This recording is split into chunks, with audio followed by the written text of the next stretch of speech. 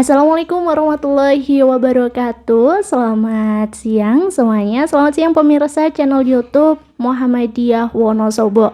Senang sekali kembali hadir bersama Dea, dan pada kesempatan kali ini kita sudah bersama dengan mahasiswa dari Universitas Sains Al-Quran Jawa Tengah di Wonosobo. Dan saat ini dia juga sudah bersama dengan narasumber kita dari Majelis Pustaka dan Informasi PDM Wonosobo bersama dengan Pak Rudi. Oke, apa kabar Pak Rudi? Baik, Mbak. Alhamdulillah, semangat selalu di hari ini ya Pak ya? Alhamdulillah, oke. Ya, Pak Rudi merupakan narasumber kita yang pada kesempatan saat ini akan bincang-bincang bersama, tentunya menyambut dari rekan-rekan dari Universitas Sains Al-Quran Jawa Tengah di Wonosobo yang akan mewawancarai kami dalam spesial mengulik tentang organisasi Muhammadiyah ya. Oke, sebelum itu mari kita perkenalan terlebih dahulu bersama dengan rekan-rekan dan juga narasumber kita. Kita sapa terlebih dahulu narasumber kita. Baik Pak Rudi, mungkin bisa lebih memperkenalkan diri dulu ke pemirsa channel YouTube Muhammadiyah Wonosobo. Saya Rudi Pramono. Baik. Kebetulan di Muhammadiyah diamanati sebagai Ketua Majelis Pustaka dan Informasi Pimpinan Daerah Muhammadiyah Wonosobo. Oke, jadi di MPI ya Pak ya kalau biasa disebutnya ya. Oke, ya ngomong-ngomong nih Pak Rudi, kalau di MPI itu biasanya ada di bidang apa tuh Pak? Membawai bidang apa sih Pak di Muhammadiyah? Itu ada 3 bidang. Yang pertama bidang media sosial. Oke. Dan yang kedua bidang kepustakaan. Oke, baik. Dan yang terakhir bidang penyiaran. Oke, luar biasa ya. Dan kesempatan kali ini spesial sekali menyambut rekan-rekan dari Universitas Sains Al-Quran. Ya, dia sapa terlebih dahulu, ada siapa aja nih? Ya, mulai dari yang paling pojok dulu deh. Putri Hasna. Oke, dari jurusan apa nih Mbak Putri Hasna? Dari manajemen. Ya, dari jurusan manajemen ya di Unsik Jawa Tengah. Iya. Oke, di sampingnya ada siapa? Nurma Natasha dari prodi manajemen juga. Oke, sama-sama manajemen ya. Ya, di sampingnya ada siapa nih? Ya, saya Fajar Kurniawan, sama aja dari prodi manajemen juga. Oke nih, Mas Fajar, Mbak Hasna dan juga Mbak siapa panggilannya? Tasya ya. Ya, Mbak Tasya, dalam rangka kehadiran kita pada siang hari ini tuh teman-teman Unsik ada maksud apa nih? Mungkin boleh ya sambil diperkenalkan ke pemirsa channel YouTube Muhammadiyah Wonosobo.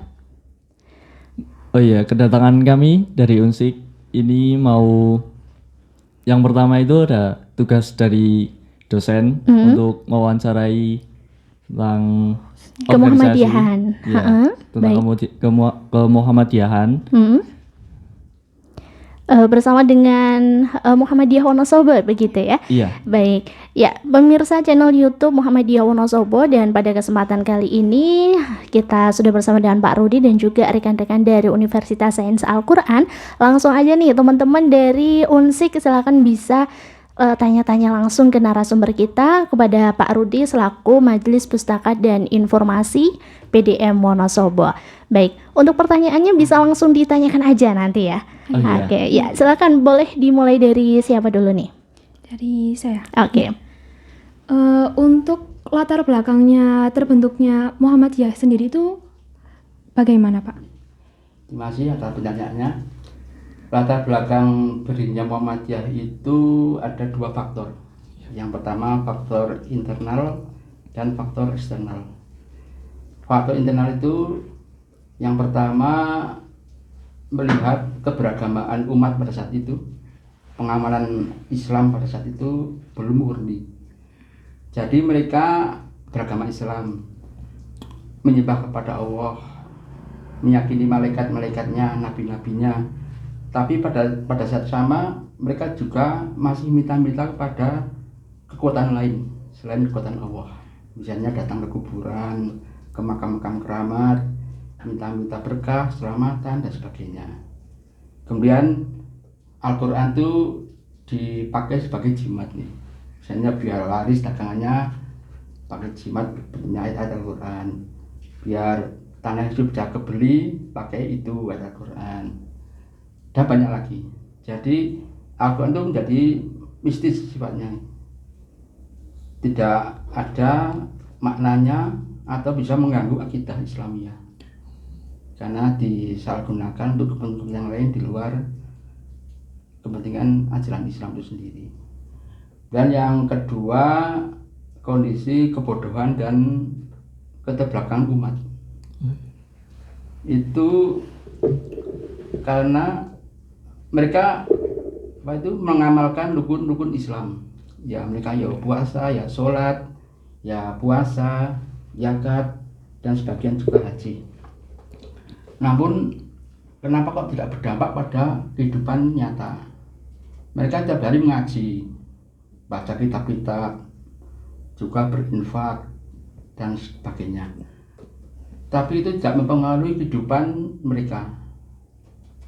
Nah karena itulah Muhammadiyah bilang didirikan. Nanti bisa kita bahas nih. Oh iya. Solusinya seperti apa biar semua itu bisa memajukan umat nih. Dan yang berikutnya faktor eksternal. Itu situasi kondisi pada saat itu, di mana pada waktu itu kan kondisi penjajahan. Iya. Pemajian selalu membawa 3 misi. Misi God, Glory, God dan Gospel. Iya. Glory itu kan berarti politik kekuasaan nih. Iya. Jadi mereka membawa misi untuk menguasai tanah jajahan. Dampaknya pada growth atau emas atau ekonomi, di mana sumber daya yang ada di tanah jajahan itu akan dieksploitasi untuk kepentingan mereka, para penjajah, sehingga rakyat menjadi menderita. Ditambah lagi mereka juga punya misi gospel itu, agama, misi kristenisasi lagi. Jadi 3 hal itu membuat umat pada saat itu menjadi sudah menderita secara ekonomi, secara kekuasaan lemah, juga mereka diiming-imingi oleh sesuatu yang membuat mereka menjadi berpindah agama. Nah karena hal itulah kemudian Muhammadiyah didirikan. Dan yang kedua itu dinamika gerakan pembaharuan dalam dunia Islam. Itu masuk kondisi ini.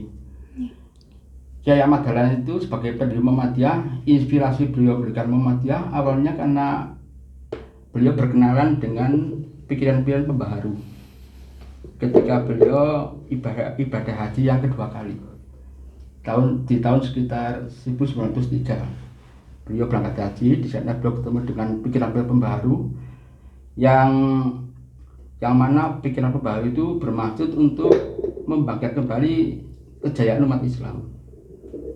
Kalau tokoh-tokohnya itu sudah seabad ke-13, yaitu Taqiyuddin Ibnu Taimiyah.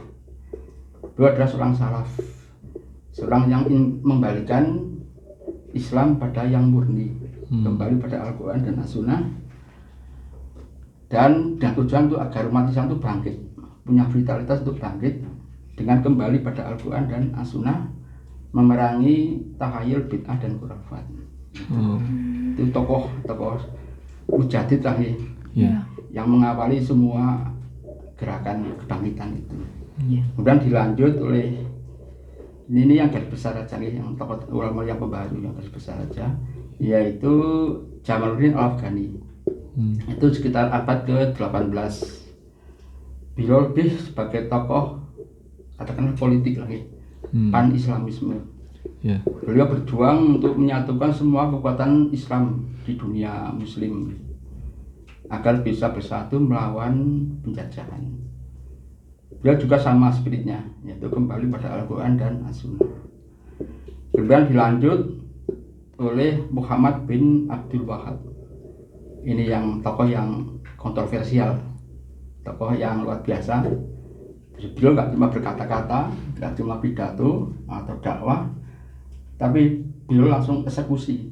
Jadi, tidak banyak bicara, berjana pengikutnya beliau langsung eksekusi. Semua tempat-tempat yang dipandang sebagai ajang yang membuat orang menjadi musyrik dalam pandangannya, itu dibongkar habis, dimusnahkan semua, diratakan semua. Terutama makam-makam kiai, wali dan sebagainya.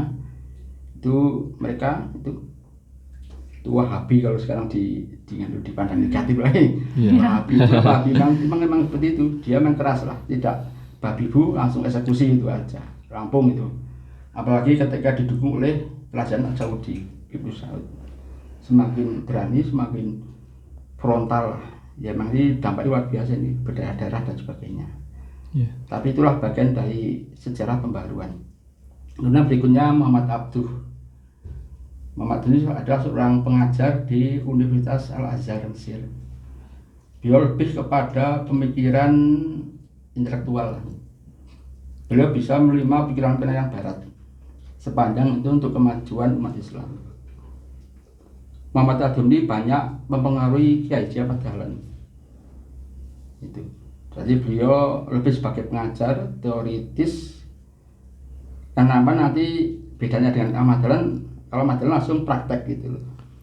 Jadi yang basis teori-teori yang intinya terbuka pada pemikiran barat ini seperti itu. Sepanjang itu tidak mengganggu akidah dan ibadah gitu kalau Muhammad Abduh itu.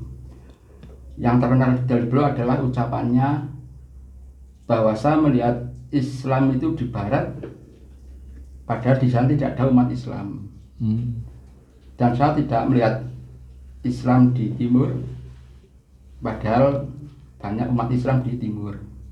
Maksudnya dia melihat kemajuan di barat, disiplin, kebersihan, prestasi, ilmu pengetahuan. Tapi itu Islam itu, tapi tidak ada orang Islam di situ. Jadi beliau melihat Islam itu sebagai sebuah kemajuan. Semua di timur banyak orang Islam tapi bodoh, terbelakang, tidak berdaya, jumud dan sebagainya. Itu jadi ketika beliau di Prancis kalau nggak salah. Nah, itulah yang membuat dia itu menggora dalam bagaimana umat Islam itu bangkit kembali ke Quran dan As-Sunnah. Membuka pintu istihad, tidak taklid, nah misalnya seperti itu yang akhirnya muncul kemudian. Dan berikutnya adalah murid beliau, Rasid Ridho. Beliau agak berbeda dengan gurunya. Kalau yang Rasid Ridho lebih ke salafi lah, salaf. Namun beliau adalah juga seorang pembaharu. Dia melanjutkan tulisan Muhammad Abduh yang belum selesai, yaitu Tafsir Al-Manar. Itu kan belum selesai, baru 5 juz ya.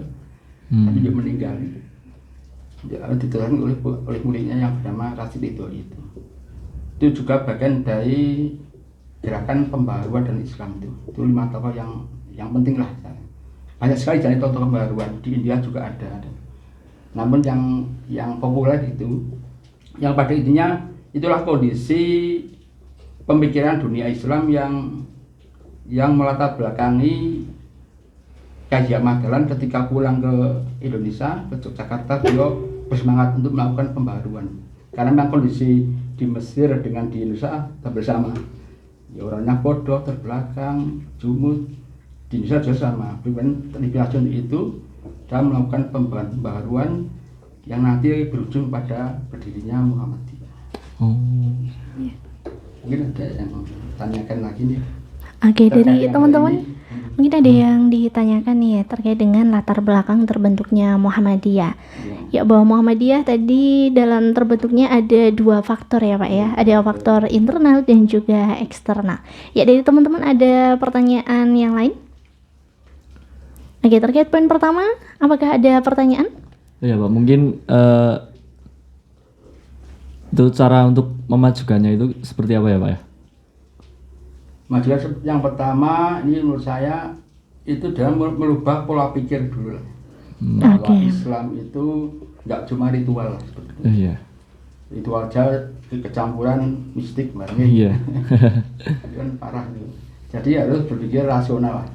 Jadi selama itu kan umat karena itu taklid itu.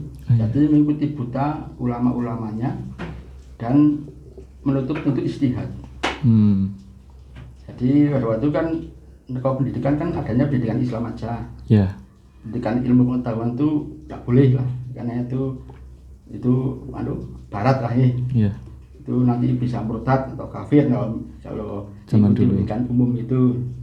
Nah, hal itulah yang menutup pintu istihad yang buat umat menjadi yang tidak bisa maju lah, karena ya seperti ini Islam, seperti lakoni wae sing sudah diputuskan oleh para ulama terdahulu, nggak perlu diistihadi.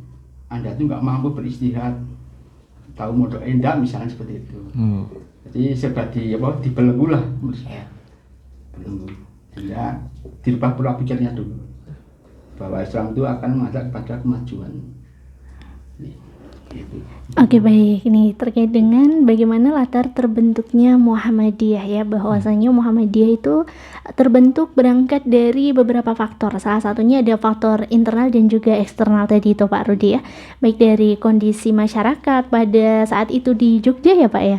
Oke, dan juga adanya guru-guru, kemudian ulama-ulama yang memang Kiai Haji Ahmad Dahlan waktu itu berangkat ke Mekah begitu Pak Rudi ya. Ya, itu yang dia simpulkan dari pertanyaan pertama. Kemudian ini lanjut di pertanyaan kedua akan disampaikan oleh siapa? Tasya, Nurmana Tasya. Saya Oke. izin bertanya Bapak, bagaimana sih awal mula berdirinya Muhammadiyah khususnya di Indonesia? Ini kita bicara sejarah nih. Awal mula berdirinya Muhammadiyah itu di awal tahun atau abad ke 20 nih, awal abad ke-20, di mana pada saat itu sedang bangkit nih gerakan-gerakan kesadaran nasional nih. Jadi banyak organisasi seperti misalnya kalau yang dari Islam itu Syarikat Islam, kemudian yang nasionalis itu Budi Utomo, bahkan yang komunis juga ada ISDF itu yang Snivet itu lah, yang tokohnya Semaun dan Darsono itu juga ada itu. Dan Kiai Dahlan itu terlibat dalam pergerakan itu. Beliau di Syarikat Islam sebagai penasihat, di Budi Utomo juga sebagai penasihat juga. Bahkan beliau juga ikut mengajar di sekolah Quick School di situ. Tapi yang beliau ajarkan adalah pelajaran agama.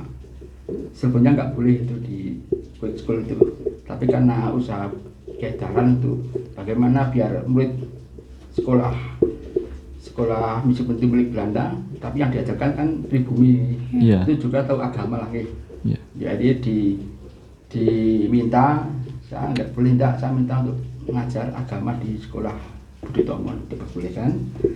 Begitu pula sebaliknya, Kiai Dahlan kan juga punya madrasah di rumahnya, madrasah diniyah Islamiyah namanya, juga mendapatkan guru dari Budi Utomo, guru-guru yang mengajarkan ilmu pengetahuan umum. Jadi ada ikatan antara Budi Utomo dengan Kiai Dahlan. Ini nanti ujungnya pada berdirinya Muhammadiyah ini. Jadi karena ada kedekatan dengan Budi Utomo itu, yang kemudian setelah berjalan cukup lama, kemudian ketika itu ada seorang murid Budi Utomo yang melihat di madrasahnya Kiai Dahlan itu sarananya kok pakai meja, pakai bangku, pakai papan tulis itu kayak kapur, kok beda dengan yang lain lah ya, yang model sorogan atau yang pakai silo itu lah, kloso. Beliau bertanya nih, beliau bertanya, dia bertanya pada Kiai Dahlan, siapa yang ngajar ini Pak Kiai ini? Itu saya sendiri yang ngajar, saya sendiri, yang ngelola juga saya sendiri. Dan sang murid itu bertanya, nggak capek atau nggak lelah, kan semakin tua kan semakin berkurang tenaganya. Dan ini kan nggak cuma untuk 1-2 tahun untuk sekolahan ini, madrasah ini. Bagaimana kalau seandainya nanti Pak Kiai meninggal misalnya, siapa yang akan melanjutkan madrasah ini? Nah itulah Kiai Dahlan berpikir, oh iya betul ya, kalau saya meninggal, karena ini madrasah untuk selamanya, mendidik anak-anak biar beriman dan berilmu. Kalau saya yang ngelola, saya mati, terus ini juga ikut mati nanti madrasahnya. Dari situ beliau punya pikiran untuk mendirikan organisasi. Itu juga sarannya sang murid itu, juga dibentuk organisasi Pak Kiai, karena itu akan lebih menjamin kelangsungan dan perkembangan daripada madrasah itu. Karena yang akan mengungsi kan banyak, kan, ya, ada sistem juga. Dan disetujui oleh Kiai Dahlan setelah beliau bermusyawarah dengan murid-muridnya. Namun ternyata tidak gampang itu mendirikan sebuah organisasi di zaman pemerintahan Hindia Belanda itu. untung beliau punya channel lagi, punya akses ke Budi Utomo, di mana Budi Utomo adalah itu semacam punya kedekatan lah dengan pemerintahan kolonial. Namun dan Budi Utomo siap membantu untuk pengurusan legalitasnya. Namun ada syaratnya. Syaratnya adalah anggota atau muridnya Kyai Dahlan itu harus menjadi anggota Budi Utomo dulu 7 orang, baru bisa saya urus gitu. Sebagai persyaratan itu ya Pak ya? Bisa mengurus legalitas, karena memang harus ada izinnya sih. Iya. Di zaman itu seperti zaman sekarang juga, karena yang menguasakan Belanda juga. Akhirnya ada tuh, dicari orangnya, ada 7 orang, masuk Kyai Dahlan, terus Kyai Fahrudin, Kyai Pak Ibrahim, Abdul Ghani, Kyai Suja, tuh saya lupa ada 2 lagi. Mereka bersedia dari anggota Budi Utomo dan kemudian diurus itu surat-suratnya oleh Budi Utomo dan lancar karena yang mereka punya akses ke pemerintah Belanda, namun itu dibatasi izinnya karena di seputar Yogyakarta dan hanya untuk kalangan bumi putra di Yogyakarta saja. Nama organisasi itu Muhammadiyah, berdiri pada tanggal 18 November 1912. Muhammadiyah itu secara bahasa dari Muhammad dan Iyah nih. Iya. Muhammad itu kan nabi kita nih, Muhammad. Iyah itu pengikut nih, golongan nih. Jadi Muhammad itu berdiri dengan filosofi kita ingin mengikuti jejak perjuangan dan keteladanan Nabi Muhammad. Saya kira itu mungkin ada yang. Oke, luar biasa ya Pak ya, terkait dengan awal mula berdirinya Muhammadiyah. Tidak lepas dari peran pemerintah pada saat itu juga ya Pak ya, dan juga organisasi Budi Utomo yang pada intinya dari situlah Muhammadiyah terbentuk karena mengingat pentingnya sebuah manajemen dalam menjalankan madrasah saat itu ya Pak ya. Oke, luar biasa. Baik, masukin di pertanyaan berikutnya mungkin dari teman-teman Universitas Sains Al-Quran. Silahkan bisa melanjutkan pertanyaannya. Oh iya Pak, saya Fajar Dugriawan mau bertanya, tokoh yang terlibat dalam pembentukan organisasi Muhammadiyah itu siapa saja Pak? Tokoh-tokoh yang terlibat dalam pembentukan. Dalam pembentukan. Ya itu tadi saya sempat menyebut Budi Utomo dan Kyai Dahlan. Berarti tokoh-tokohnya yang pertama tentunya Kyai Dahlan sendiri. Kemudian dari pihak Budi Utomo itu pengurusnya, dan ada seorang kepala sekolah Budi Harjo. Budi Harjo yang kepala Stovia betul. Jadi situ dia juga menjadi tokoh-tokoh yang mendirikan Muhammadiyah di awalnya. Selain 7 orang itu yang jadi syarat agar bisa legalitasnya itu. Jadi masih sedikit sekali pada waktu itu, 8-10 orang dari Budi Utomo, mungkin 2 atau 3, selebihnya dari generasi awal Muhammadiyah, murid beliau sendiri. Dan yang untuk selanjutnya banyak lah, setelah mereka berdiri berkembang, ini banyak tokoh-tokoh yang muncul. Seiringnya berjalannya waktu berarti ya Pak ya? Waktu semakin banyak, semakin luas. Berarti kan tadi dikatakan bahwa cuman berdirinya hanya di Yogyakarta saja kan Pak? Berarti seiringnya berjalannya waktu semakin berkembang, semakin menyebar luas gitu ya Pak ya? Itu diantaranya karena profesi Kyai Dahlan sendiri. Itu kan seorang pedagang juga, pedagang batik. Jadi beliau kemana-mana, ke luar daerah, ke Pekalongan atau sampai ke Surabaya, Banyuwangi, selain berdagang juga berdakwah. Mengenalkan Muhammadiyah ke para konsumen lagi. Kenalkan. Dari situ ada yang tertarik masuk Muhammadiyah untuk berdiri cabang, berdiri ranting. Di Surabaya juga ada yang tertarik dengan Muhammadiyah, itu Mas Mansur itu yang menjadi tokoh penting. Juga di Banyuwangi sempat diancam akan dibunuh ke sana. Tapi beliau kan memang nggak takut, jadi itu pada berangkat. Ternyata memang nggak ada apa-apanya. Jadi penyebarannya sampai luas itu karena profesi dulu yang pertama. Profesi adalah sebagai pedagang, sekaligus dia berdakwah. Itu masih seputaran Jawa ya. Ya. Semakin berkembang ketika era ketua yang kedua, Kiai Ibrahim. Itu Muhammadiyah mulai ekspansi kemana-mana, berkembang kemana-mana ke seluruh Pulau Jawa dan merambah ke Sumatera, terutama di Sumatera Barat itu. Bahkan menurut penelitian ulama-ulama Sumatera Barat itu adalah yang justru yang menyebarkan Muhammadiyah ke seluruh Nusantara, terutama dari tokohnya ayahnya Buya Hamka itu, Haji Rasul itu. Ya. Itu mereka kan punya banyak pengikut, banyak murid yang menyebarkan Muhammadiyah ke mana-mana. Cuma bedanya memang kalau setelah ada ulama Sumatera Barat memang lebih ke coraknya itu pemurnian sekali lah. Jadi ya semacam disebut Wahabi ya saja. Memang demikian. Dan kalau kita jalan kan cenderung pada bagaimana agama itu bisa berefek sosial.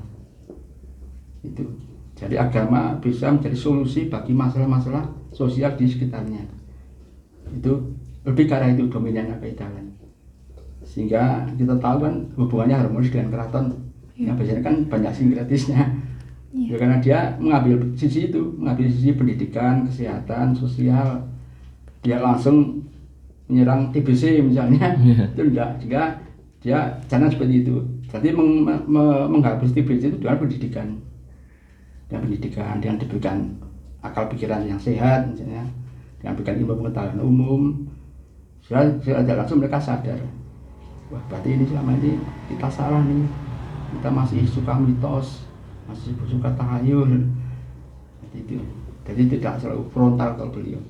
Menjadi frontal ketika ulama-ulama yang Sumatera Barat itu yang memang yang berani, meskipun itu efeknya bagus tuh. Dengan pemulihan itu bisa banyak yang senang, banyak yang tersebar luas itu Muhammadiyah. Dengan di Wahabi ya tidak apa-apa, memang kita harus murni dalam beragama Islam, dalam akidah dan ibadah.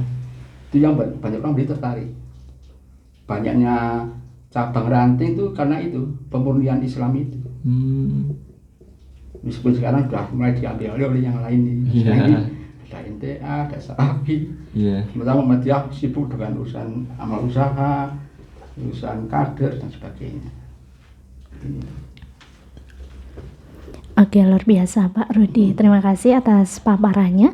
Ya, terkait dengan pertanyaan tadi ya, 2 pertanyaan sekaligus terkait dengan tokoh yang terlibat dalam organisasi Muhammadiyah sekaligus Muhammadiyah. Bagaimana sih Muhammadiyah tersebar secara luas gitu ya Pak ya? Ternyata juga peran dari berbagai tokoh juga.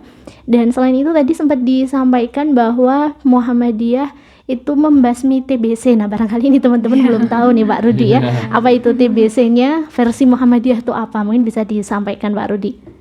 Itu TBC kan itu memang apa? Terhadap makna karakter Muhammadiyah awal seperti itu. Tahayul.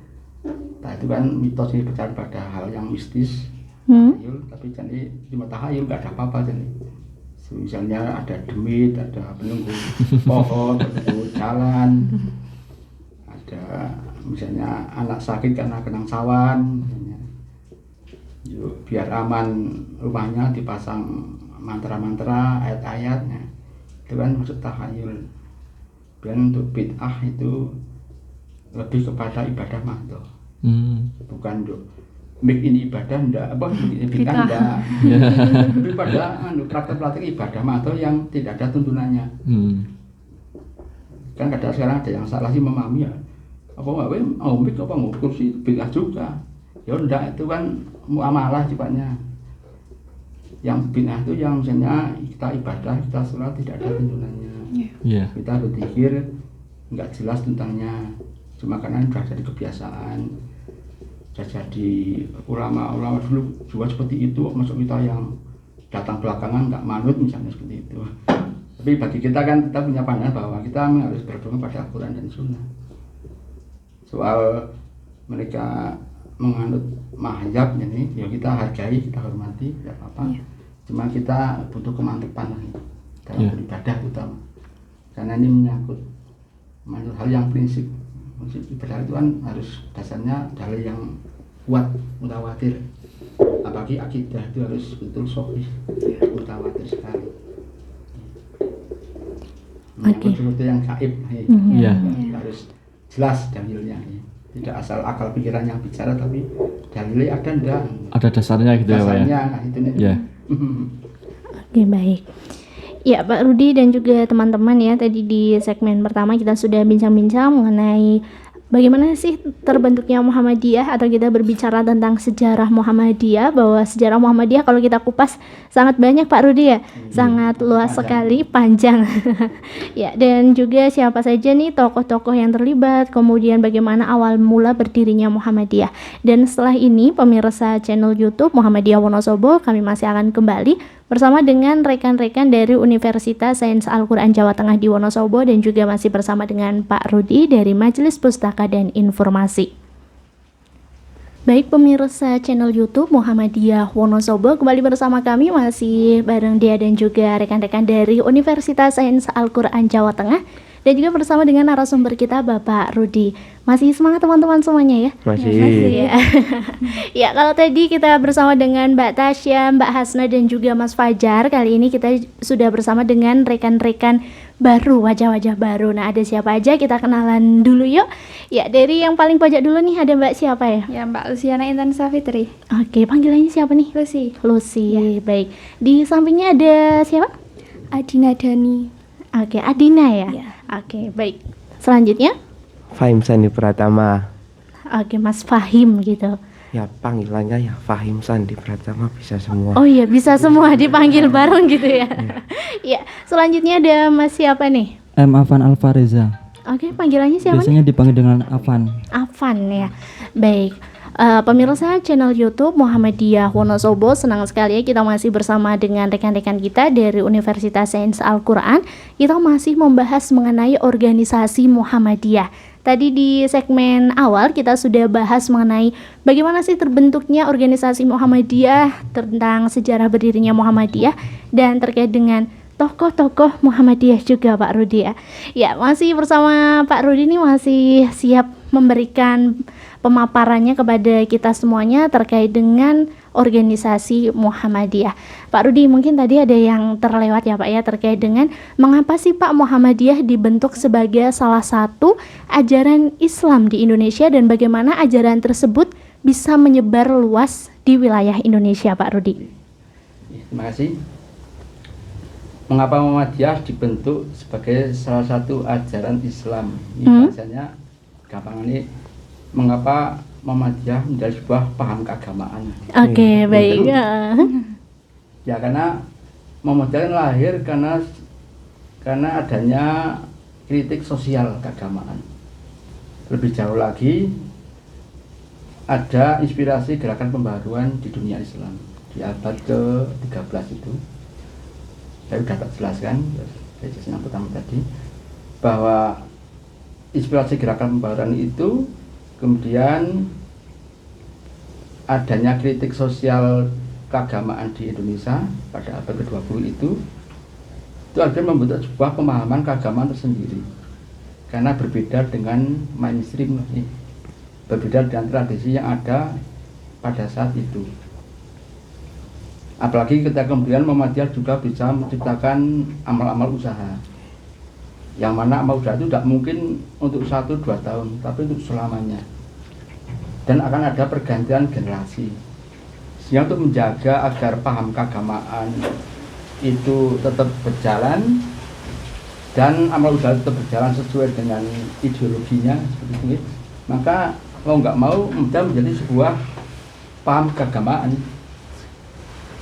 Dan memang demikian kenyataannya. Kita menjadi atau mudah berbeda dengan NU misalnya, dengan Salafi, dengan MTA, Rifaiyah atau yang lain. Jadi menjadi sebuah paham keagamaan karena untuk menjaga otentisitas gerakan di masa yang akan datang. Karena pergantian generasi kan akan terjadi, sehingga agar dasar gerakan itu tetap ada, tetap otentik sesuai dengan basis nilai sejarahnya, maka harus ada ideologi yang mendasarinya, yang jadi pegangannya. Iya. Ideologi adalah paham keagamaan itu sendiri. Oke, luar biasa. Nah, untuk ini nih Pak, tadi Muhammadiyah menjadi sebuah ideologi gitu ya Pak, Iya. paham keagamaan. Nah, untuk itu bagaimana sih Pak Muhammadiyah itu bisa tersebar luas, Pak Rudi? Itu tadi saya sampaikan bahwa Kiai Ahmad Dahlan itu sebagai seorang pendiri Muhammadiyah, beliau juga seorang pedagang batik. Sehingga ketika beliau berdagang, sekaligus juga berdakwah ke ujung barat Jawa, ke ujung utara, pantai selatan, sampai ujung timur di Jawa Timur itu, di Surabaya dan Banyuwangi itu. Sejak itulah Muhammadiyah menjadi tersebar, dikenal oleh masyarakat dan banyak yang simpati, termasuk seorang tokoh Muslim di Surabaya itu, Mas Mansur itu juga awalnya tertarik dengan Muhammadiyah dan ketika rumahnya jadikan tempat singgah beliau. Dia tertarik dengan Muhammadiyah, termasuk Bung Karno juga tertarik dengan pikiran-pikiran Kiai Dahlan. Oke, luar biasa. Baik nih Pak, di segmen kedua bersama dengan teman-teman wajah-wajah baru dari Universitas Sains Al-Quran Jawa Tengah di Wonosobo, kita lanjut untuk pertanyaan selanjutnya yang langsung akan diwawancarai oleh teman-teman dari Unsik ya. Oke, dimulai dari Mbak Lucy ya. Silakan Mbak Lucy, kiranya apa yang mau ditanyakan ke Pak Rudi selaku narasumber kita dari Majelis Pustaka dan Informasi PDM Wonosobo. Ya. Izin bertanya Bapak Rudi, bagaimana sih ajaran para tokoh pendiri organisasi Muhammadiyah dalam penyebaran Islam di Indonesia? Ajaran para tokoh pendiri organisasi Muhammadiyah. Berarti yang pertama kan Kiai Haji Ahmad Dahlan dulu ya. Jadi ajaran ini opo ini kok iso dadi gedhe kok ini misalnya. Beliau itu bukan seorang penulis lah, bukan seorang yang menuliskan apa yang dia sampaikan. Nggak pernah dia sampaikan apa pikiran beliau dalam tulisan. Sehingga kadang kita bingung, jadi ajaran beliau itu apa ya Wong, nggak pernah ditulis sih. Iya.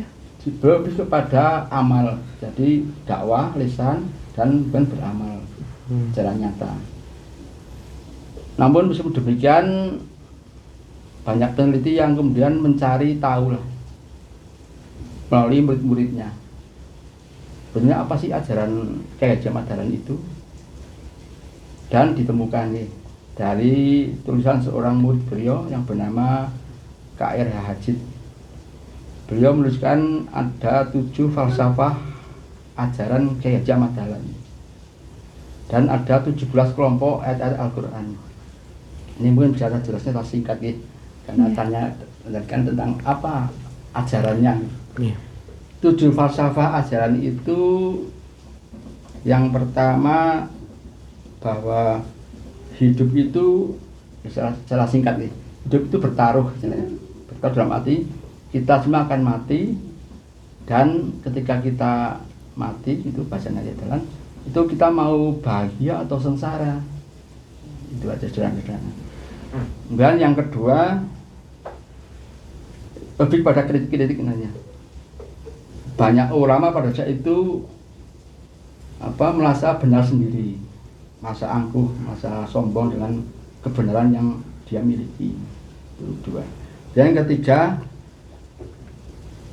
adanya kebiasaan-kebiasaan yang kemudian disenangi, dicintai, dan itu menjadi kebenaran. Kita kan pasti bisa melihat ketika orang biasa melakukan sesuatu, maka salah satu menjadi kebenaran nantinya. Karena hampir semuanya juga melakukan amalan itu. Oh, berarti ini benar. Jika ketika ada orang yang mengatakan itu salah, maka bahasa Kiai Dahlan berani mengorbankan jiwa raganya untuk melawan orang yang menyalahkan itu. Kemudian yang keempat, bahwa umat Islam perlu dikelompokkan dalam satu kebenaran. Karena memang kita hidup kan mencari kebenaran, mencari kebahagiaan, mencari keselamatan di akhirat. Sehingga kalau masing-masing mengikuti bener dewek, banyak kebenaran di kelompok Islam, maka harus disatukan. Kita harus sepakat menyatukan semua ajaran-ajaran itu, semua aliran itulah. Diawali dari tentang hakikat hidup itu sebenarnya seperti apa, tujuan hidup itu dari mana mau kemana. Kemudian kita juga perlu mengkoreksi itikad kita, kepercayaan kita selama ini yang kita yakini kebenarannya. Kemudian falsafah yang kelima, pada saat itu para ulama takut untuk menyampaikan kebenaran karena khawatir ditinggalkan oleh saudaranya, oleh teman-temannya. Itu. Kemudian yang keenam, banyak yang tidak mau mengorbankan harta dan jiwanya demi perjuangan Islam. Bil ambal, bil anfus, dan yang takut. Yang ketujuh, falsafahnya belajar ilmu dan belajar amal. Jadi bagi beliau itu yang penting itu kalau sudah berilmu harus beramal. Kalau apa dulu tanpa beramal itu tidak ada manfaatnya, ibaratnya tidak ada buahnya. Yeah. Kemudian 17 kelompok ayat Al-Quran. Yang pertama, membersihkan diri dari hawa nafsu. Afaro'eta ilahum ahawu. Tunjukkanlah kepada mereka yang menjadikan hawa nafsu sebagai Tuhannya. Jadi harus dibersihkan hawa nafsu kita. Pertama itu dulu. Kemudian menggembur hawa nafsu mencintai harta benda. Ini juga penting. Kalau kita selalu kebendaan itu justru bukan menyelamatkan kita. Kemudian mensustakan agama yang ketiga. Quran surat Al-Ma'un itu ancaman bagi mereka yang lalai dalam sholatnya, yang tidak memberi makan pada orang miskin. Itulah mereka yang mendustakan agama. Surat Al-Ma'un ini bagi Muhammadiyah itu fenomenal, karena inilah surat yang justru melatar belakangi semua amal usaha Muhammadiyah selama ini. Iya. Karena takutnya jadi pendusta agama itulah, dan kayak jalan mendirikan sekolahan, mendirikan PKU, mendirikan panti asuhan yang sekarang berkembang banyak sekali. Jadi Muhammadiyah sekarang itu ngurusi 26 bidang. Kalau saya lihat dari majelisnya yang ada itu seperti sebuah negara itu ngurusi banyak hal dengan waktu yang jadi minimalis sih. Cuma arti Muhammadiyah kan nyambi tapi ngurusi ini kayak ngurusi negara. Baru waktunya juga untuk bekerja dan sebagainya. Kemudian berikutnya, apakah agama itu pertanyaan ajaran beliau. Agama jenis apa? Agama itu intinya condong kepada kebenaran, sifatnya ruhani, bukan benda. Itu bukan benda-benda yang kita lihat ini, tapi sifatnya adalah batin atau ruhani, kebenaran itu. Kemudian beliau juga menulis tentang Islam dan sosialisme. Itu memang saat itu memang sedang eranya sosialisme memang. Karena kan penjajahan kan identik dengan kapitalisme. Iya. Maka tumbuh subur yang namanya komunisme itu. Masuk syarikat Islam itu juga sosialis. Yang nasionalis cuma Budi Utomo. ISDF itu yang komunis juga sosialis. Mungkin kalau kita hidup pada saat itu bisa jadi sosialis juga mungkin. Karena memang tantangan pada saat itu kan kapitalis sih. Iya. Semua tokoh-tokoh bangsa juga sosialis kalau kita mau jujur mengakuinya. Kemudian tapi dalam hal ini sosialisme keadalan sosialisme religius bersumber pada Al-Quran dan As-Sunnah. Jadi bukan pikiran hawa nafsu lah seperti itu.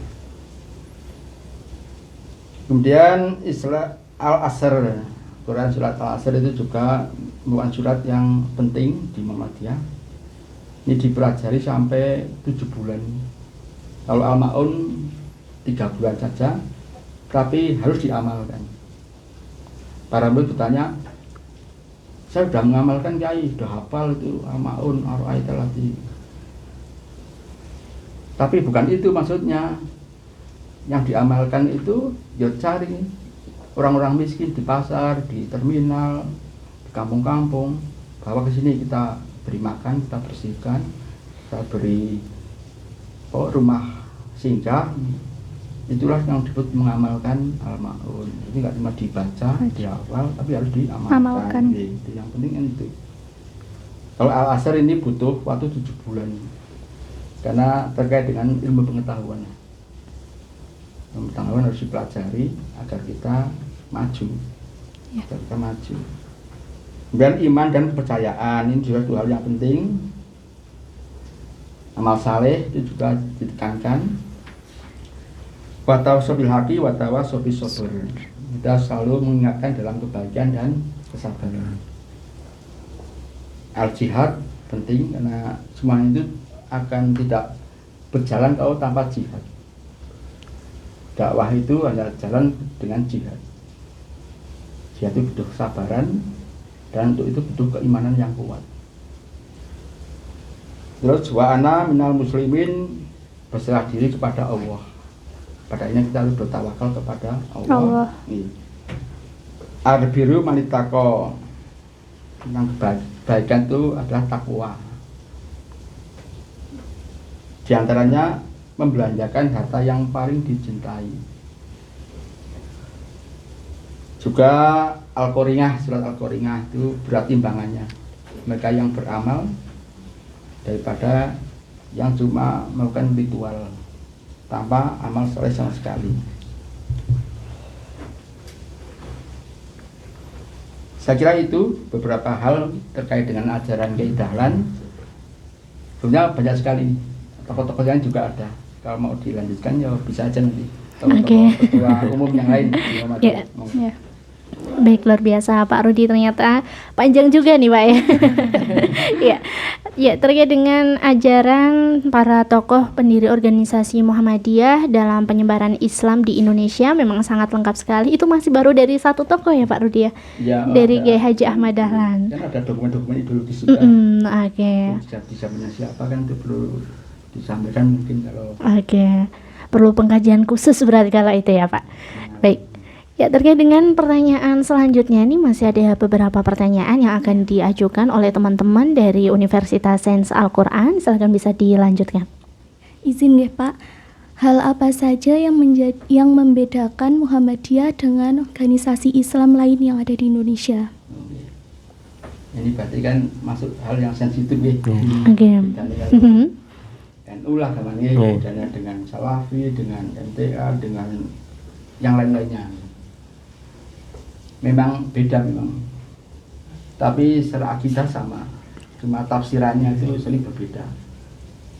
Kalau menurut saya banyak orang mengatakan bedanya pada furu'iyah cabang. Kalau saya kok enggak, juga itu masuk usuliyah, pokok-pokok. Contohnya terkait dengan tradisi, ini contoh aja nih yang sudah jelas. Terus ya roh itulah nih, kita kan enggak nih, karena itu menyangkut usuliyah bagi Muhammadiyah, menyangkut akidah. Akidah itu kan ilahiyah, nubuwah, ruhaniyah, sum'iyah.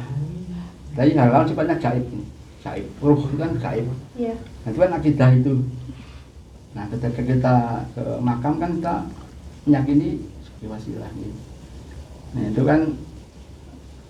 kan masuk wilayah gaib lah ya. Nah, bagi kita harus ada dalilnya, ada contoh rasulnya seperti itu ya. Terus kita menghargai itu memang keyakinan monggo. Tapi kalau bicara bedanya memang beda. Itu contohnya beda hal usuliyah. Kalau yang furu'iyah itu banyak lah ya, banyak.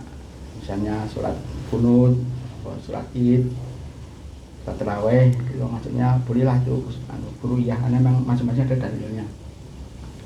Kemudian ini bedanya lagi dalam akidah, pembagian akidah atau tauhid. Kalau di kajian Nahdiyin itu kan kita kenal akidah 50. Kita juga kan ngajinya di situ. Kita juga tradisi kita kan memang ngaji akidah 50 itu, sifat wajib, sifat mustahil, sifat jaiz itu kan 20 itu 9, 21 untuk 9-nya itu nubuwah, 44 sifat wajib bagi Rasul, mustahil bagi Rasul, dan 1 sifat jaiz bagi Rasul. Itu kan kita nyanyi itu dulu, saya dulu nyanyi paling sering nyanyi itu di pas taraweh itu jelang tahlil ampun itu saburan itu nyanyi itu kita nanti akidah 50 akidah 50 dan nah itu memang tidak dipelajari di Muhammadiyah lah, sebagai wawasan ini kita pelajari. Dalam NU kita kenal pembagian akidah dalam 3 bidang, 3 hal: zat, sifat, dan afal. Dan zat Allah, sifat-sifat Allah, dan perbuatan Allah. Dan kalau di Salafi nggak bicara zat, karena itu di luar jangkauan manusia. Ya. Salafi tidak bicara itu, tapi kepada rububiyah dulu, kemudian sifat-sifat Allah dan afal, perbuatan Allah. Kalau Muhammadiyah, kalau kita baca di HBT, itu yang pertama uluhiyah dulu, yaitu ibadah lah, ibadah kita sehari uluhiyah, kemudian asma, sifat-sifat Allah, dan afal, perbuatan Allah. Bagi Muhammadiyah itu kita nggak usah bicara zat, karena itu di luar jangkauan kita. Akan kita nggak mampu zat Allah itu seperti apa. Dan kalau di Salafi tidak setuju dikotak-kotakkan, dibatasi sifat Allah menjadi 50 itu bagi Salafi nggak setuju. Berarti membatasi Allah itu dengan 50 sifat itulah. Itu. Kalau di Muhammadiyah nggak mau bicara tentang zat Allah, karena itu kita nggak mampu, ada hadisnya juga. Muhammadiyah lebih pada ciptaannya, alam semesta ini yang kita kaji. Kita tahu Allah karena ada ciptaannya, ada manusia, ada hewan, ada alam semesta. Itulah zat Allah lah dalam tanda. Sehingga dari kita memahami alam semesta itu timbul ilmu pengetahuan. Sehingga kita kalau teman-teman sebagai gerakan modernis lah, karena muncul ilmu pengetahuan dari kita mempelajari alam semesta, muncul ilmu falak, ilmu biologi ketika mempelajari manusia, mempelajari lingkungan, ilmu lingkungan, dan banyak lagi. Ilmu sosiologi ketika mempelajari tentang kemanusiaan, psikologi dan sebagainya. Kemudian berikutnya bedanya terkait dengan dimensi ajaran Islam. Kalau di NU kan yang pelajar ini aswaja itu kan ada tiga bidang ya. Dari akidah mengikuti Al-Asy'ari dan Al-Maturidi. Dalam hal ibadah mengikuti mazhab Syafi'i. Dalam hal tasawuf mengikuti siapa? Udah belajar. Mengikuti Al-Ghazali dan apa satu lagi? Al-Ghazali dan Al-Baiquni. Maaf kalau nggak agak salah, tapi kurang lebih seperti itulah. Itu kita kenal sebagai aswaja, ahli sunnah wal jamaah. Padahal pada saat yang sama semua juga mengaku aswaja. Apalagi Salafi. Sangat dia yang paling Salafi saya, paling aswaja saya, karena saya langsung menuju pada Al-Quran dan As-Sunnah. Ya enggak, saya lebih karena saya mengacu pada kitab-kitab mazhab. Muhammadiyah juga sama mengaku aswaja semua. Dan kalau untuk Salafi, kalau nanti tadi kan sudah akidah, fikih, itu satu lagi apa? Tasawuf, di NW dan 3 itu yang dipelajari lah dimensi ajaran Islam. Lalu Salafi kan baca aja akidah, syariah, akhlak, 3. Itu nanti ada efeknya pada beda pemahaman. Dan kalau di Muhammadiyah itu sederhana sekali, akidah, ibadah mahdhah, kemudian akhlak, muamalah duniawiyah. 3 hal ini menurut saya memberikan corak yang berbeda. Ketika di Nahdien ada tasawuf, itu kan coraknya lebih ke batin, banyak amalan-amalan banyak amalan-amalan yang sifatnya kebatinan, banyak torekot lah seperti itu. Kemudian fikih juga lebih ke mazhab, lebih ke mazhab Syafi'i. Akidah juga demikian. Kalau di Salafi karena di situ ada akidah, syariah, akhlak itu berarti kan tuh mereka kan lebih keras dulu karena semua harus syariah. Kadang lebih dari tekstual sekali. Nggak sesuai syariah harus diharamkan karena nggak ada tuntunannya. Karena syariah itu semua harus syariah. Dan syariah kan kalau dipelajari bisa progresif lah sifatnya, tidak tekstual atau konservatif. Kalau di Muhammadiyah itu paling penak jadi gampang memahami ini, jadi cuma akidah itu ketuhanan, yo ibadah mahdoh, ibadah ritual kita, masuk zikir dan sebagainya, puasa, dan akhlak itu akhlak kalau karimah ini. Dan yang keempat muamalah itu yang waktu kita habis itu yo bekerja, yo bermasyarakat. Nah itu saya lebih enak, itu lebih sederhana, rasional, yo mudah memahami. Yang untuk akidah kuat, ibadah khusyuk, sesuai tuntunan, akhlaknya bagus, bermuamalahnya dengan progresif lah. Kita menerima ilmu baru tanpa takut dituduh, wah ini nanti jadi menyimpang nih nak mempelajari ilmu ini. Ya, kita terbuka dengan ilmu pengetahuan. Saya kira ini mungkin. Oke, baik. Baik. Ya, lengkap sekali Pak Rudi tadi yang sudah dipaparkan terkait dengan apa sih bedanya organisasi Muhammadiyah dengan organisasi yang lain. Begitu. Ya, tadi dari segmen 1 sampai dengan barusan pertanyaan terakhir kita sudah mengupas banyak Pak, dan juga teman-teman semuanya terkait dengan apa sih organisasi Muhammadiyah, kapan berdirinya Muhammadiyah, kemudian siapa saja yang terlibat, baik tokoh dan bagaimana gerakan Muhammadiyah. Ya, kali ini pertanyaannya kita lebih mengerucut Pak Rudi ya, yang tentunya bagaimana sih Muhammadiyah terkait dengan pendidikan, dan untuk lebih lengkapnya nanti akan ditanyakan oleh teman-teman. Silakan.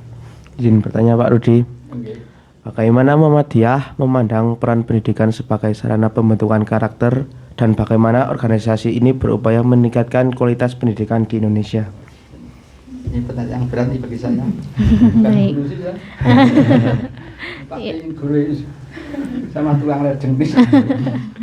Oke. Ya bisa pendidikan, saya memandangi gini, bahwa pendidikan Islam itu sudah dimulai sejak masuknya Islam ke Indonesia.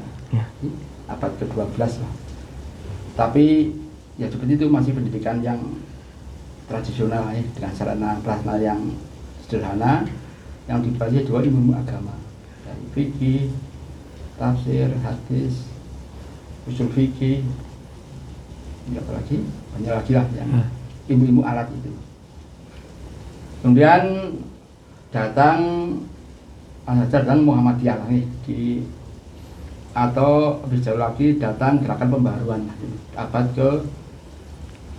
ke-13, pokoknya kan awalnya Ibnu Taimiyah itu kembali ke Al-Quran dan Sunnah, memberantas tahyil bid'ah dan khurafat. Itu berlanjut sampai Jamaluddin Al-Afghani, tokoh pan-Islamisme, dan Muhammad Abdul Wahab, seorang eksekutor dakwah pemunian. Jadi modelnya nggak banyak bicara, langsung musnahkan semua tempat-tempat yang dipandang sebagai tempat musyrik, makam-makam keramat dan dibersihkan semua. Apalagi kita didukung oleh Raja Saudi, Ibnu Saud.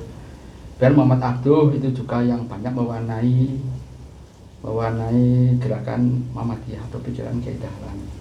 Karena dia seorang pendidik, dia seorang yang bisa menerima pikiran-pikiran Barat, pandang untuk kemajuan umat Islam. Juga Rasid Ridho muridnya, meskipun dia sangat condong ke salaf, tapi juga ikut meramaikan, ikut mempopulerkan gerakan-gerakan kembali pada Quran dan Sunnah. Jadi itu menjadi awal daripada transformasi pendidikan Islam lah. Mudahnya ketika itu diawali dengan, kalau di Indonesia dengan adanya perubahan metode pendidikan. Kalau sebelumnya metodenya itu kan klasikal atau sorogan, privat, maka dalam bentuk ruang kelas, ada bangku, ada papan tulis, ada meja, ada kabur harus nulis. Jadi modelnya seperti itu sekarang ini sekolahan itu, dan itu menjadi tradisi yang terus berjalan sampai sekarang. Dengan demikian Muhammadiyah sebagai pelopor pendidikan Islam yang maju, karena ada perubahan pelajaran yang semula cuma agama Islam saja yang dipelajari, kemudian ditambah dengan ilmu pengetahuan umum, juga dengan sarana yang lebih modern lah untuk kala itu, dan meja, kursi, dan papan tulis dan sebagainya. Itu akhirnya menjadi tradisi yang diikuti oleh semua umat Islam, termasuk mereka yang dulu menuduh keadaan itu sudah murtad karena ikut-ikutan seperti rondo gitu. Mengajar ke pengetahuan umum, meja kursi itu ikut-ikutan itu sudah murtad itu, jalan seperti orang Belanda, seperti orang Kristen. Tapi akhirnya mereka yang membenci, yang tidak suka, akhirnya mengikuti, masuk kelompok Islam lain yang semula tidak setuju, akhirnya juga mengikuti. Sekarang semua sudah pakai meja, kursi, bahkan laptop dan sebagainya. Itu Muhammadiyah sebagai pelopor, mau nggak mau diakui seperti itu. Termasuk adanya tablik akbar itu kan dulu kalau ngaji kan harus ke pondok dulu. Sekarang kiai atau mubalagh yang datang ke masyarakat, tablik akbar. Ada musola di pasar, ada masjid, itu juga bagian dari gerakan pembaruan. Mereka yang benci juga akhirnya mengikuti. Juga takmir masjid itu juga bagian dari gerakan pembaruan. Untuk adanya panitia korban, panitia PHBI, panitia zakat fitrah, itu bagian dari gerakan pembaruan yang dipelopori oleh Muhammadiyah, yang kemudian diikuti oleh semuanya. Jadi dari tentang pendidikan ini ada pendidikan yang terintegrasi antara pendidikan keilmuan, ilmuwan Islam atau keimanan, akhlakul karimah, dengan pendidikan ilmu pengetahuan umum. Sehingga demikian pendidikan Muhammadiyah itu diharapkan bisa menciptakan masyarakat yang tidak terpecah kepribadiannya. Jadi dia tetap tahu ada zat yang lebih tinggi, jadi zat Allah yang lebih pandai. Jadi itu tawadu meskipun kita pintar apapun, ada yang lebih pintar, ada yang lebih maha kuasa. Saya kira itu untuk pendapat saya tentang pendidikan di Muhammadiyah adalah itu. Mereka yang beriman, berilmu, dan beramal soleh. Seperti itu bahasa yang kita sering baca itu di papan-papan sekolahan. Oke, luar biasa. Muhammadiyah memiliki peran yang sangat besar ya Pak ya di pendidikan, di bidang pendidikan, baik di masa lalu ataupun saat ini Pak ya. Apalagi di saat ini sudah banyak sekali sekolah-sekolah Muhammadiyah, Universitas Muhammadiyah juga yang memang itu tidak terlepas dari kontribusi Muhammadiyah di masa lalu begitu ya Pak ya. Ya, luar biasa. Masih ada satu pertanyaan lagi terkait dengan pendidikan dalam Muhammadiyah yang akan disampaikan oleh Mas Afan. Oke. Izin bertanya Pak, apa tujuan penyelenggaraan pendidikan dalam Muhammadiyah? Tujuannya seperti tadi yang saya sampaikan adalah menciptakan manusia yang seutuhnya. Seutuhnya itu ya rohani, ya jasmani, ya iman, ya ilmu, ya pintar, ya adab, bukan biadab. Jadi komplit lah. Kalau kita tahu menguasai ilmu, tapi kita juga ingat Tuhannya. Tidak seperti barat kan semakin pintar semakin melawan Tuhan. Apalagi ketika dengan ilmu mereka bisa menciptakan apapun yang mereka kehendaki. Sesuai apapun lah. Jadi seakan-akan Tuhan itu tidak ada. Saya ingin makan ini bisa, membuat ini bisa, buat jembatan yang luar biasa, buat tahun nanti ini bisa, semua bisa. Buat robot, nggak bisa pengen bujo robotan ini bisa. Orang repot, orang padu, bisa langsung dinikmati dengan robot itu bisa. Jadi cuma keinginan manusia itu sudah terwujud dengan akal manusia. Sehingga mereka menjadi ateis karena ya butuh agama, karena nggak ada manfaatnya. Saya bisa ini, saya mau ini karena saya punya ilmu, saya punya akal. agama menjadi tidak penting. Itu banyak terjadi di generasi muda barat itu. Di Australia itu juga banyak, mereka lebih suka olahraga dibanding ngaji ke gereja. Jadi ilmu menjadi sekuler, sekuler. Jadi lepas dari nilai-nilai agama. Kalaupun mereka beradab, lebih pada ilmu juga, pada ilmu, bukan pada yang sifatnya ketuhanan. Bukannya religius, tapi tidak. Jadi dengan tujuan pendidikan Muhammadiyah adalah itu, memberikan kesadaran sebagai seorang insan, sebagai seorang hamba, sebagai seorang khalifahnya, yang mana itu menjadi tugas kita untuk mencerdaskan dan memakmurkan bumi ini. Jadi kita berilmu karena kita sebagai hamba dan khalifahnya. Dan ilmu pula kita akan beramal soleh untuk meraih kebahagiaan surga di akhirat nanti. Saya kira itu, Mbak. Oke, baik. Terima kasih Pak Rudi atas paparannya terkait dengan bagaimana sih Muhammadiyah, apa itu organisasi Muhammadiyah. Ya, mungkin teman-teman masih ada pertanyaan lain yang mau ditanyakan kepada Pak Rudi? Sudah cukup ya? Baik, kalau dirasa cukup, terima kasih banyak Pak Rudi Pramono selaku Majelis Pustaka dan Informasi Pimpinan Daerah Muhammadiyah Kabupaten Wonosobo, dan juga terima kasih kepada rekan-rekan dari Universitas Sains Al-Quran. Ya, oke, pemirsa channel YouTube Muhammadiyah Wonosobo, akhir sudah kebersamaan kita pada kesempatan kali ini, dan sampai jumpa. Wassalamualaikum warahmatullahi wabarakatuh.